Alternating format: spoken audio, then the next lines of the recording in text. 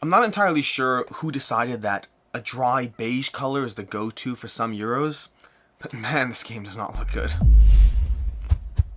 Hey, I'm Alex Radcliffe from Board Game Co. And today I'm reviewing Hansa Teutonica Big Box from Pegasus Spiel, a Euro game of trying to build out trade houses, trying to gather connections, trying to build out abilities as you go across the rounds of play, or alternatively until someone hits 20 points and then, well, wrap up the experience.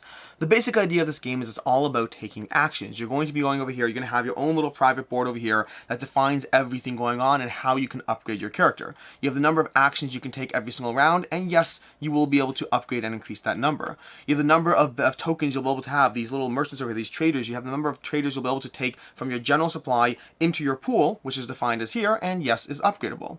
You have the various spots you can have trade houses in, what colors on the board you can have trade houses in, and yes, that's upgradable. And then you have your network key over here at the end. These are going to be how many points you score for your networks at the end of the game. You may have imagined this so far, but upgradable. And then lastly, you have this action over here, which is how many movements you can take when you take a move action on the board. Whenever you're moving tokens, traders, and merchants from one location to another, you can go ahead and look over here, and of course, it is upgradable.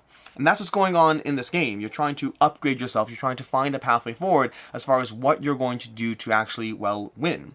Because there's a few things going on in Hansa Teutonica at any given time. On your turn, what you're going to do is you're going to take actions. You're going to take actions equal to that number spot over here, the number of actions you have, and the actions you can take are all listed down here, and of course you can upgrade them all, improving your efficiency, or alternatively, at any given point, you can just go for points, because points are points, and points are how you win the game ultimately at the end of the day. So the question and the trade-off always is points, abilities, when, where, how, because locking in those trade houses early on in the game, that can be key. But alternatively, upgrading your keys can also be key. So you take the actions on the board, and the actions you can take are all listed down here. You can take some of your traders from your general pool into your personal pool so that you can then go ahead and put them down your board. That will be one action. Obviously, the more you upgrade that action, the more efficient you are, and the more, well, you're taking. You can take either 3, 5, 7, or all of them. All of them is huge as you dump them all over there, but you have to upgrade that action significantly to do so. Alternatively, you can go ahead and put down tokens on the board. Either your traders or your merchants, you can put them down on routes on the board and start spreading them out from wherever you have, trying to get a little bit of placement, a little bit of control over the various routes on the board as you spread them out, and it will be about completing routes, but it's not always about completing routes. We'll explain that shortly.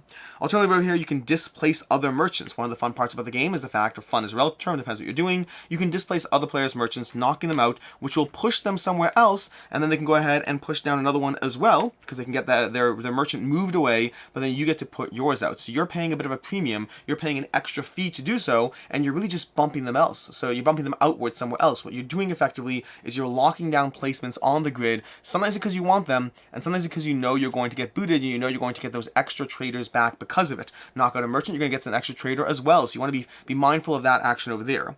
Then over here, you have the action where you can move traders. That's going to be 2, 3, 4, or 5 movements, where you can move a whole bunch of people all at once, which is very impactful for when you do fun things like saying, hey, we're going to go ahead and move all 3 of you over here, which will immediately allow me to complete that route that you otherwise didn't see coming. The move action is a faster way of getting a bunch of things in one spot where players can't stop you, because until you build up your action economy, you simply can't put them down one at a time. So yes, you're not increasing your overall presence on the board, but you are spreading outwards very impactfully in a way that will get your opponents off guard and lock you in the victories you want. And then lastly, you have the action of completing trade houses. This is where you take a look at a route and you say, I'm going to complete a trade house, I'm going to remove all these from the board, I'm going to plant one over there, and now in the future, whenever someone else completes a route here or here, I will get a prestige point. So you're locking in those prestige points, which is incredibly key. Getting those trade houses early is important. The downside is somebody else gets a trade house over here. If they upgrade their black and they're over here, they'll be on the rightmost spot. So the rightmost trade house is more important, but you do have to have the colors in question. So over here, for example, as you level up, as you get those colors, and you can't skip them, unfortunately, you'll go ahead and you'll be able to lock in the more prominent locations that will lock in and guarantee, because whenever you're measuring who gets the points, it's whoever has the most traders there, the most trade houses there, although the color is going to be the defining tiebreaker, which is generally important, especially when you have 2 spots over there. But that's not all, because when you complete a trade route, putting down a trade house is one of the options. There's actually 3 options depending on where you go. If you go in this bottom corner over here, you also have the opportunity to go ahead and place a merchant down over there, locking a merchant down, which can be incredibly impactful because of the fact that you'll get giant chunks of point across the course of the game. You still need to have those colors unlocked over here, but you can go ahead and get your merchants over there, getting a chunk of points instead of a trade house. You know, getting 1 point at a time can be huge. Getting 7 points at once or 11 points at once can be hugest, one of those things. The last thing, and my favorite thing, is upgrading your abilities. Because across the course of the game, if you look in the various spots over here, here, and here, all these spots correspond to upgrading your abilities whenever you complete a route between those areas. Let's say we go ahead and we take a move action, but instead of going over here, we moved those 3 down over here. Well, when you do that, when you move to Gottingham over here and you complete a trade route, you can either put down a trade house over here. Alternatively, what you can do instead is you can go ahead and upgrade that ability, earning an extra action and getting an extra piece to your supply, and those are the parts that are fun. So if you manage to get a trade house over there, and this is a trade-off of the game, because the flip side is those abilities are so much fun that players are going to be bound to try to get them again and again and again. So do you want to upgrade your actions, or do you want to lock in a trade house so whenever other players go there, you get the points every single time all the other players at the table are slowly trying to increase their actions, and you will benefit from it each time? Or do you just want 3 actions instead of 2 because that's just as much fun? Not necessarily more impactful, but maybe more fun. That's the constant trade-off of the game. You're going to go round and around doing that until eventually either the rounds are over or until you hit 20 victory points, 20 prestige points, at which point you'll go ahead and do all the endgame scoring, which generally comes down to the points you got over here. You're going to get control for every area on the board. Every one of these areas on the board you'll get control of, whoever has control of that trade house, that area. And then additionally, you're going to look at the largest network route you can trace, where you have a network, a connecting chain of trade houses across the board, and you're going to multiply that by whatever the key value you've upgraded to, which means if you go ahead and get 4 points and you have like 7 connections, well, that can be a giant chunk of 28 points, which can absolutely help you win. Additionally, every one of these bonuses over here that you have on your board over here, you get 4 points for every one of those that you've completed at the same time as well. Well, these 4 over here, you get 4 points for completing those at the same time, and so that's another way you'll be getting points in the game. Out of the points you got in game, be mindful of the abilities you got, be mindful of the chaining, and the last thing to cover are these bonus markers, where whenever you complete a route next to bonus markers, you go ahead and take a bonus marker, getting the ability on it, being able to cash it in, and additionally they're worth points at the end of the game for the number of bonus markers you have, and that is effectively Hansa Teutonica. Well, just Hansa Teutonica. The big box has more stuff, but everything I just talked about there, that's Hansa Teutonica. The big box adds 2 modules, 2 little expansion modules, the Empress Favor, and I can't recall the name of the other one, 2 little small modules you can mix in with the game or with the expansions, and then it adds 2 maps as well, 2 additional maps. It's worth noting the maps are double-sided for player count. This adds a 3 to 5 player map to the board over here, and then additionally, we have this one over here, which adds a nice vertically aligned map for 2 to 4 or 2 to 3 or 3 to, or 4 to 5 players on both sides. Just more maps for your Hansa Teutonica experience to mix up the patterns that you might find yourself in as you play this game.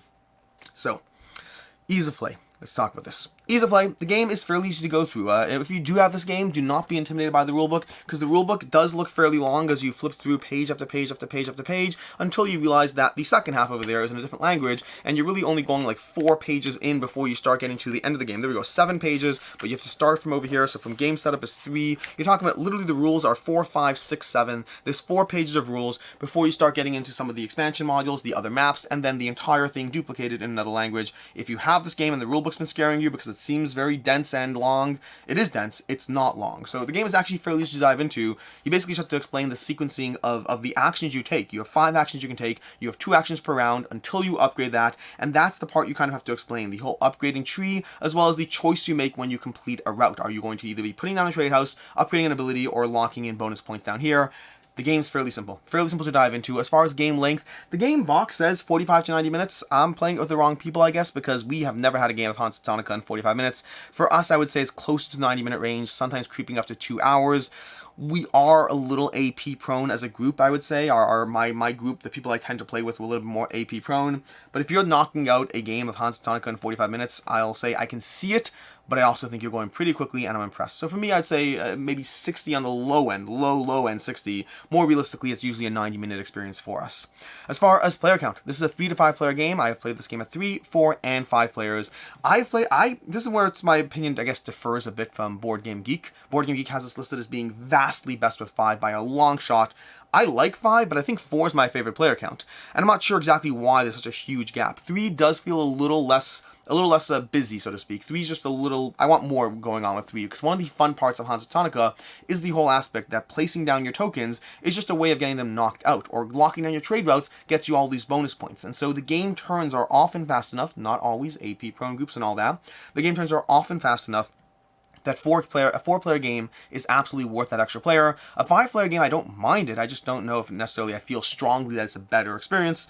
although I kind of want to play it with 5 players more often now because there really is a strong differential over on Board Game Geek as far as the preference over there. As far as what I like, don't like, and can see others not liking. First of all, and most importantly, to me, Hansa Teutonica is very Keely's not the right word, is very something-y about the choice you make when you're locking off a trade route. When you're completing a pathway and you're choosing how do you cash it in, do you want those bonuses, do you want to upgrade your actions, and which actions do you want to upgrade at the same time? It's not just a question of upgrade or not, it's a question of, okay, great, which action tree is going to help me the most? Do I want more actions? More actions is just wild. I can do what I want if I have more actions. But also upgrading my network route at the end of the game, that could be a giant chunk of points if I lock them in. Speaking of which, if I combine that with getting first placement in all the spots, I might just get all those extra bonus points that other players are not being mindful of because they're focused on all those shiny abilities. But if I do want to focus on the abilities, maybe getting trade houses is important because I don't want the other players taking those away from me. Or just being able to move. Being able to move 5 things at once in the game is amazing. It's absolutely amazing. Almost as amazing as having 4 actions. What do you do in this game? The upgrade paths you take in Hansa Teutonica are all important. They all matter. They all do something for you, and they're all such a tension in this game as to what pathway you want to pursue, and then that tension is further added to when other players try to get in your way. Because Hansa Teutonica is not just about a game about locking in routes. You know what you can't do in this game? You can't take your first turn and say, boom, boom, boom, there you go, I've locked off a route. It doesn't work. You just don't have enough actions, you don't have the economy to do so, which means this game starts off with you deciding you want to do one thing, and then seeing which players are prepared to displace you to instead get in your way, to instead get what they want. And then the game pivots, because now it might be about the fact that you're intentionally placing down pieces in order to be displaced. You can either try to commit to a route to get it yourself, or you can say, forget that, I'm just going to go ahead and place one here, lock off those 2 over there, I'll try to get one up over there, and we'll just try to get in everyone's way, because that will actually earn me far more in terms of displacements, in terms of being pushed out. If I just sit there and get in each other's way, that might be the best thing I can possibly do. It's not a great lesson for real life, but it does work in this game. And so the tension, the fact that being knocked out is half the game, the fact that you're trying to go for things, but also get in each other's way, the fact that you can then take move actions to move all the things that you got in each other's way, in a moment you can go ahead and move it somewhere else and then claim the trade route. Everything cascades beautifully off each other in this game, and everything feels equally viable. All the pathways, from going for points, from going for any of the abilities, they all feel equally viable, and it ends up becoming a game where it's not about what's the best thing to do, it's about how are the other players reacting, which player is choosing to emphatically go for those extra actions, and how does that force me to pivot my strategy around their placements, around other players' placements, around other players' displacements. Everything in this game molds together, meshes together, molds the wrong word, meshes together beautifully. And the degree of strategy that you fit into a 90-minute playtime is impressive. The fact that you get all of that into a 90 or 45-minute playtime too, or a 45-minute playtime, all of that is incredibly impressive. The bonus markers are a nice extra, little expansion modules are a nice extra. The maps I do want the maps, I'll get to that soon. But yeah, it's an impressive experience that manages to do so much with 4 pages of rules, such a simple rule set, but it is cutthroat, it is mean, and it is so much fun. As far as things I don't like, first of all, I mentioned this in the beginning, visually, this game is blah. I don't have a nicer way of saying it. It's just, this is not a game that says to me, please play me, Alex, please pull me off the shelf. I mean, the cover's actually not the worst. The cover has a little more color to it, but the board is something that I kind of have to convince myself to play. It's beige to all the levels of beige you can possibly have. The last time I saw something this bland was El Grande, which granted is an amazing game, so maybe there's something to it, but the game does not pull me in visually. I play this game despite the way it looks, not because of the way it looks. And then secondly, and more impactfully, I would say that while everything in this game is amazing in the way it meshes together, while it all works beautifully, it does have the downside that it's a tight enough and cold enough, clean enough puzzle that it does fall into repetitive patterns. Yes, there is changes in terms of how you react, how you adapt, what you're going to do this game instead of that game because other players did this, whether I go for the keys this game, whether I go for the extra actions, and how I adjust that based on all the other things players are doing. There's definitely a huge degree of player built-in variety as I react to all the things you're doing.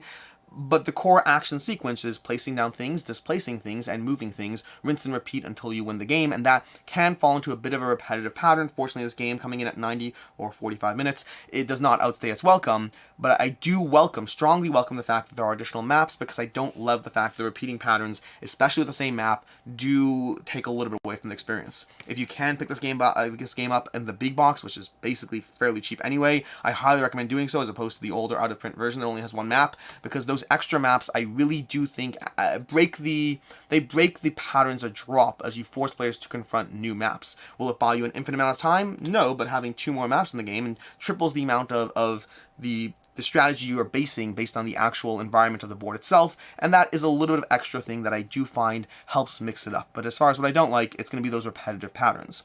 As far as what I can see others not liking, game's very dry.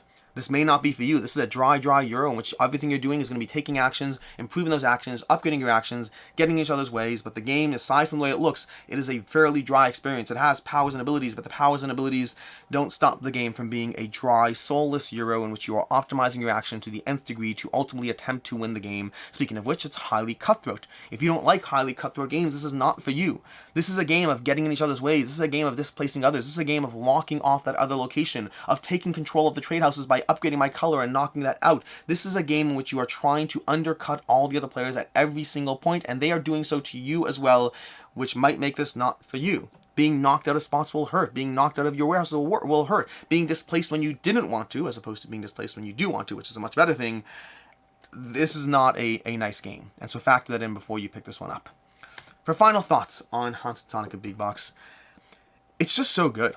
It's just a good game in terms of the playtime to depth ratio and the experience it manages to deliver when all you have are a few core simple actions and then a few core simple upgrades, rinse and repeat as you try to chain across the board, slowly growing, getting your abilities, but also being mindful of getting the abilities. It's one of those things you want to be mindful of because the abilities are hotly contested over, but that also means choosing to ignore the abilities and choosing to go for other things can be a huge element itself. This game, because of the built-in player dynamics, everything is powerful because the market decides. If other players are vying over other things and you go for something else, well, other players have to decide whether to let you get that or without resistance, which would be way too easy, or whether they choose to pivot and adjust to what you're doing. Pivoting and adjusting to what you're doing is basically the name of the game. Hansa Teutonica, pivot and adjust the entire time. React to your opponents, react to their plans, react to their actions, and continuously place your pieces and take and upgrade your board and improve your tableau, all based around how you think you can get in others' ways and how you can stop them from getting in yours. This is a wonderful game that works beautifully for the playtime. The playtime strategy ratio,